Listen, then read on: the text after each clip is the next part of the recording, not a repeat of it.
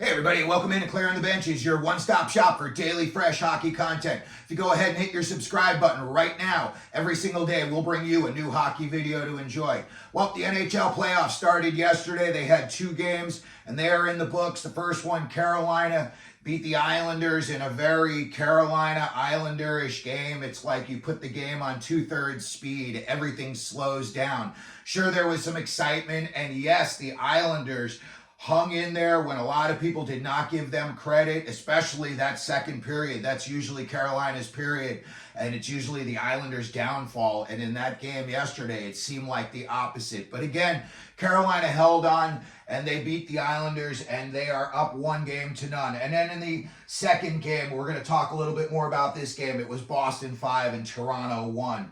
And just out of the gate, Toronto's going to have to figure this out. I know they did not have William Nylander last night, but Keefe said after the game in the presser, he was like, yeah, Nylander wasn't the reason we were making dumb mistakes, or, they made some of the errors that they made during the game. He said, sure, it's going to help, when he comes back, but really it wasn't, a big part of the game, and they're not going to blame the loss just on the fact that he did not play in the game.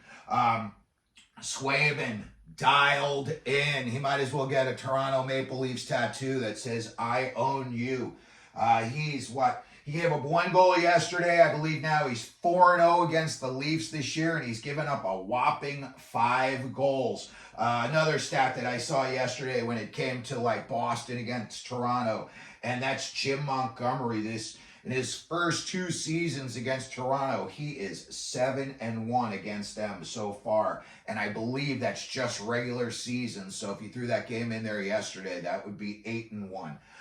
The game itself, it was a pretty good first period. Toronto was hanging in there. I was a little surprised because it seemed like a lot of the play was in their end, in their defensive zone. But, Beecher scored and he got the Bruins off to a quick start.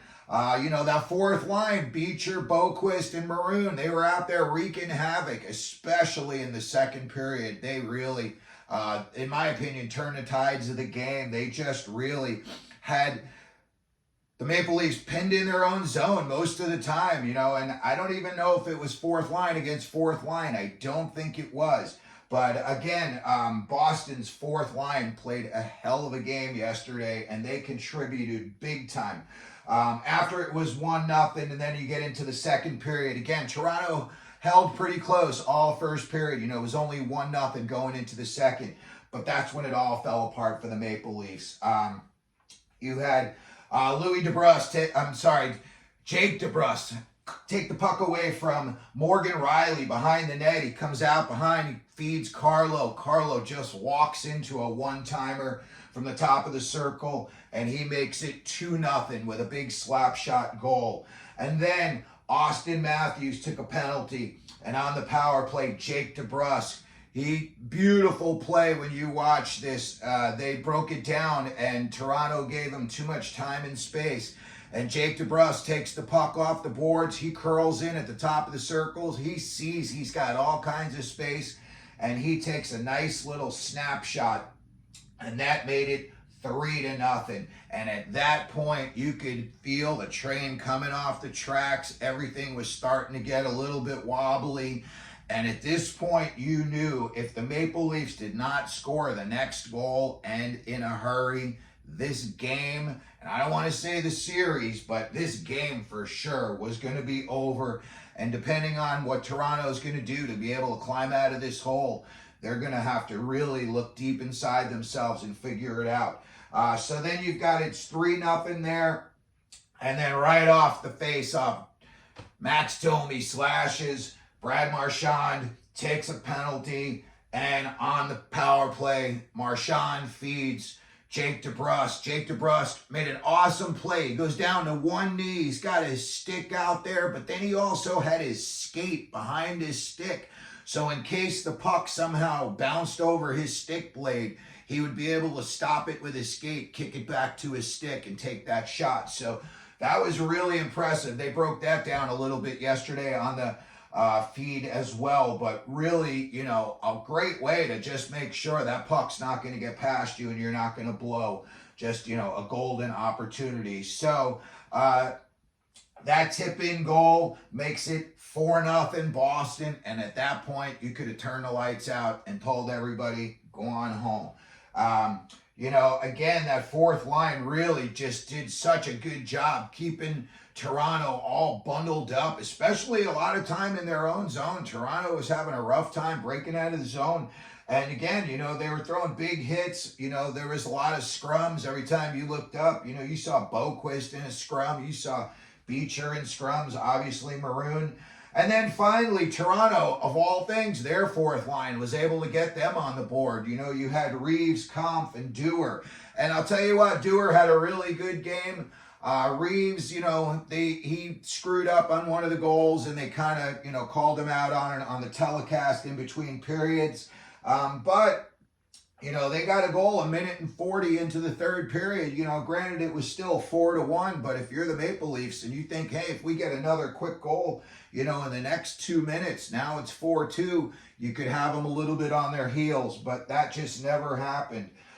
It just kind of just seemed like the third period was just more of the same. That was the second period. The Leafs had a couple of better looks, and again, Swayman made some huge saves. He was down and out a couple of times, and you thought for sure you were going to see, the red light come on, and it did not. He made some insane saves yesterday. And in that game, talk about as advertised. Oh, the last goal was Trent Frederick scoring an empty net goal to make it 5-1. But, talk about as advertised. There was 100 hits in that game yesterday. And that is a very violent game. And if you've ever played hockey, when there's lots of hits, you get that puck and you've got like a split second to decide if you're going to keep it and skate with it or pass it or shoot it or do whatever. And it's usually, I grew up in the 70s and 80s, way more violent than, youth hockey is now.